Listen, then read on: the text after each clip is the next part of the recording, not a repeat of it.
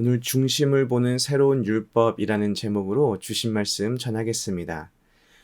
제가 어릴 적 한국의 교육을 주입식 교육이라고 설명했습니다. 마치 사람 몸에 주사를 놓는 것처럼 학습 내용들을 머릿속에 구겨 넣는 그런 교육을 뜻합니다. 그래서 무조건 외워라 라는 말을 많이 들으면서 컸습니다. 한국 교육이 주입식이라는 비판이 일어나고 나서 그 다음 원리라는 말을 사용하게 되었습니다. 원리를 먼저 이해하고 그 다음에 이해된 원리를 통해서 문제를 해결하는 능력을 키우는 방향으로 교육을 바꾸자라는 의도입니다.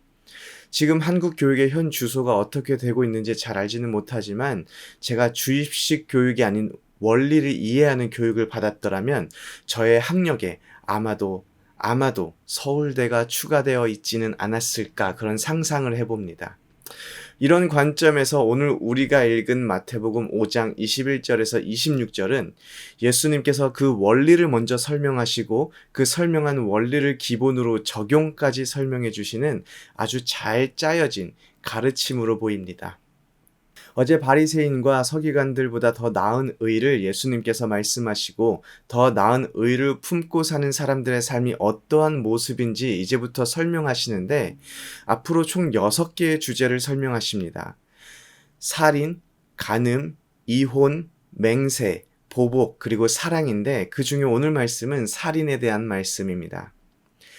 21절을 보면 옛 사람에게 말한 바라고 시작을 합니다. 여기서 옛 사람은 모세의 율법을 받은 사람들을 뜻하고 더 크게는 모세의 율법을 받아서 그 율법을 해석하고 가르친 사람 모두를 포함하고 있습니다.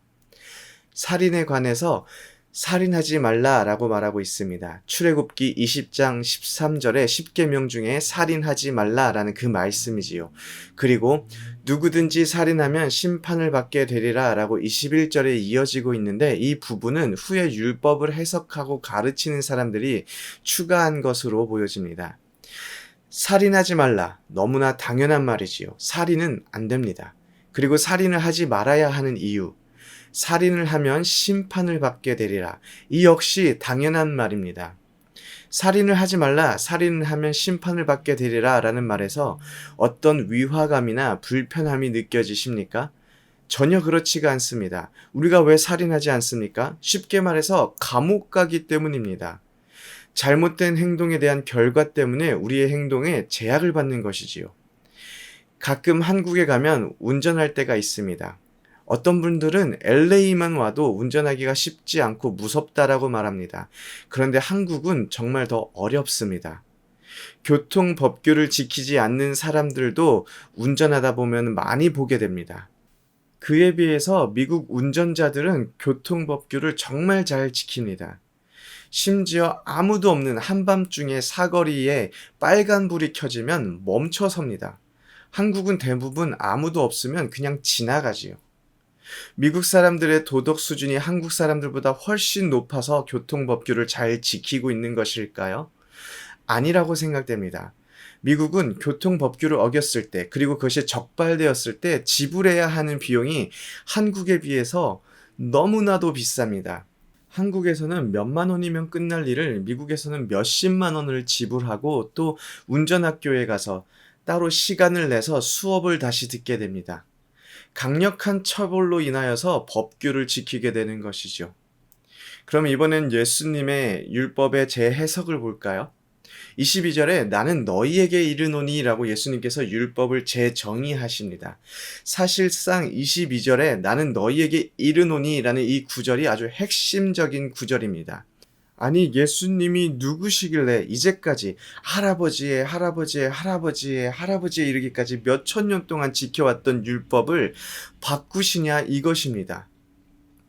이 말은 엄청난 권위를 예수님께서 사람들 앞에서 당당하게 드러내 보이신 것입니다. 그리고 살인에 대한 율법을 재해석해 주십니다. 형제에게 노하는 자마다 심판을 받게 되고 형제에 대하여 나가라 하는 자는 공회에 잡혀가게 되고 미련한 놈이라 하는 자는 지옥불에 들어가게 되리라 라고 말씀하십니다. 형제에게 노하는 자, 즉 분노하는 자는 심판을 받게 된다고 말합니다. 21절에 살인한 자가 심판을 받게 된다고 옛 율법이 가르쳤는데 예수님은 어떤 자가 심판을 받게 된다고 가르치고 계십니까?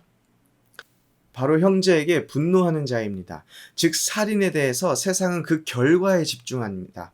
사람이 죽었는지 살았는지 그것이 중요합니다. 그런데 천국 시민은 그 동기에 집중해야 합니다.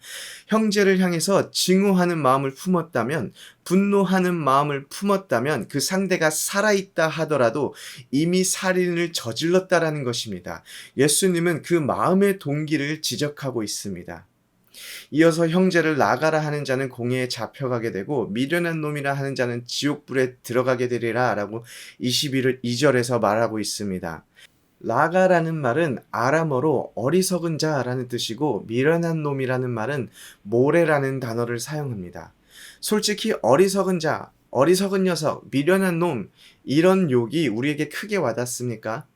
우리가 알고 있는 수많은 날것의 욕설들을 머릿속에 떠올려 본다면 사실 이것들이 그렇게 큰 모욕이 될 수 있을까 하는 의문이 들기도 합니다. 한국의 욕설이 상당히 살벌하고 또 욕설의 조합 또한 무한한 가능성을 가지고 있지요. 어리석은 자, 미련한 놈 정도는 사실 욕설의 반열에 올라가지도 못합니다. 하지만 이건 우리의 생각이고 당시 라가라는 말은 랍비의 문헌에서 자주 저급한 욕설로 등장하였습니다. 그리고 모래, 미련한 놈이라는 단어도 우리의 상상보다 훨씬 모욕적인 의미를 내포하고 있습니다. 그 당시 상대방을 모욕하기 위해서 사용하는 단어였기 때문에 그 기능을 충분히 발휘하고도 남았을 것입니다. 이런 사람들이 심판을 받고 공회에 잡혀가고 지옥불에 들어간다고 설명하고 있습니다. 어떤 이들은 점층적으로 심판, 공회, 지옥불 이렇게 더 심각한 결과를 얻는다는 설명을 하는데 사실 큰 설득력이 없습니다. 단지 하나의 의미를 세 가지로 다르게 설명하고 강조하고 있다는 것이 더 타당하다고 봅니다. 그리고 23절부터는 적용이 시작됩니다. 예물을 제단에 드리려다가 거기서 내 형제에게 원망 들을 만한 일이 생각나거든 뭘 하라고 말하고 있습니까? 제물을 제단 앞에 두고 먼저 가서 형제와 화목하고 그 후에 와서 예물을 드리라고 말하고 있습니다. 예물을 제단에 드리는 것, 하나님께 예배 드리는 것이지요. 그런데 형제에게 원망 들을 만한 일이 있다라는 것은 형제를 모욕하였거나 형제에게 증오와 분노를 품어서 형제에게 피해를 주었다라는 것입니다. 즉 가해자라는 것이죠. 여기서 무엇을 하라고 말합니까? 예배를 드리지 말고 형제와 화해하고 오라고 말합니다. 그리고 나서 예배를 드리라고 말합니다. 하나님 앞에 나아가 예배를 드리는 것이 우리의 삶의 이유입니다. 우리의 예배를 통하여 하나님께서 영광 받으십니다.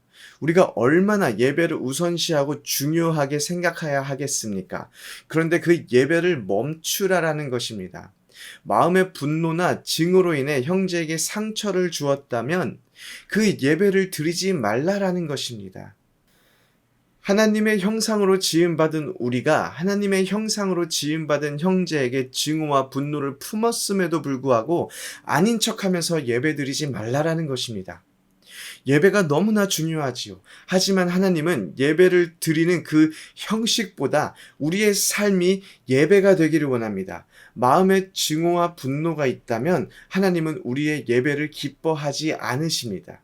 이어지는 25절, 26절 내용이 조금 이해하기 어렵습니다. 왜냐하면 흐름상 다른 이야기를 하는 것 같습니다. 하지만 여기서 우리가 중요하게 생각해야 할 것은 함께 길에 있을 때라는 말입니다. 이것은 화해의 시급성을 말하고 있습니다. 마음에 분노와 증오를 품었다면 빨리 해결하라는 것입니다. 그렇지 않으면 마음에 품은 잘못이 모두 해결되기까지 마치 감옥에 갇혀 있는 것처럼 자유로울 수가 없다라는 것이지요. 형제를 향한 분노와 증오를 빨리 제거하는 것이 정말 쉽지 않습니다. 아니 하나님 그 사람이 한 일을 모르십니까? 아니 하나님 그 사람이 어떤 사람인지 모르십니까? 하나님 부당한 처우가 아닙니까? 라는 말들로 우리의 마음의 분노와 증오를 마치 정의를 수호하는 것으로 오해하지는 않으십니까? 왜 이렇게 잘 알고 있느냐고요? 제가 그렇습니다. 그런데 형제를 향한 분노와 증오를 해결하는 것은 단순히 그 형제와 관계에 대한 것이 아닙니다. 이것은 하나님과 우리와의 관계입니다. 우리가 새로운 율법을 하나님 앞에서 지키며 살아가느냐, 그렇지 못하느냐의 문제이기 때문입니다. 옛 율법에서는 살인하지 말라 하였지만 예수님께서는 형제에게 노하지 말라 명령하십니다. 너무 어렵죠? 하지만 이 명령을 철저히 지켜내기 위해 수고하고 애쓰시기를 바랍니다. 과속 티켓 받는 것이 무서워서 교통법규를 철저히 지키고 있다면 이제 하나님 앞에서 아름다운 삶의 예배를 올려드리기 위해서 이웃을 사랑하고 품어주고 마음의 증오와 분노를 하나님 앞에서 해결받는 삶을 살아내시기를 소원합니다. 아멘.